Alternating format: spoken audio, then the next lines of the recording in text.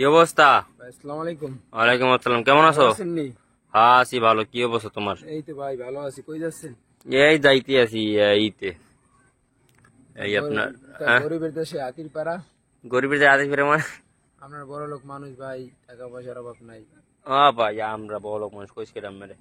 আমরা জানি না ভাই, সবই তো জানি। হুম সবই তো জানি, আকাশে চাঁদ হলে তার শিখতে থাকে না, শিখতে থাকে সাপে থাকে না। ও যাইতে আছেন কই দিক দিয়ে? এই তো সামনে যাইছিলাম, এর মধ্যে আমরা লোক দেওয়া হইতে। হুম কমে যান।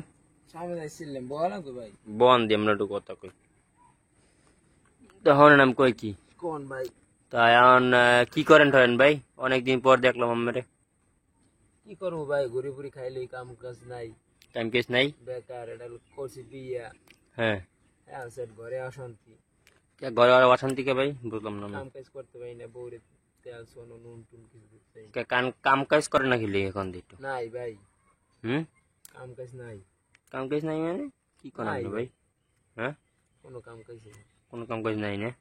না তেমন হয় না, আমি কই কি আমি কোন এখন কাম কাজ করবেন নি? ভাই আছে বাইরে যাওয়ার ইচ্ছে আছে নি? ভাই, টাহাটো আছে? গরিব গরিব মানুষটা হাঁটো কইবম। হ্যাঁ বাইরে টাহা লাগবে না? অইনদেমে টাকা ইনকাম করবেন, কত টাকা লাগবে 3-4 লাখ তো লাগবেই এনে, বোঝেন নাই? ভাই? আপনি এক কাঠা জমির মাধ্যমে নেবেন? একটা জমির দাম কত? আমি মানে কাটা কত আমি জানি। ভাই 3 লাখ টাকা। হ্যাঁ 3 লাখ। 3 লাখ টাকা কাটা।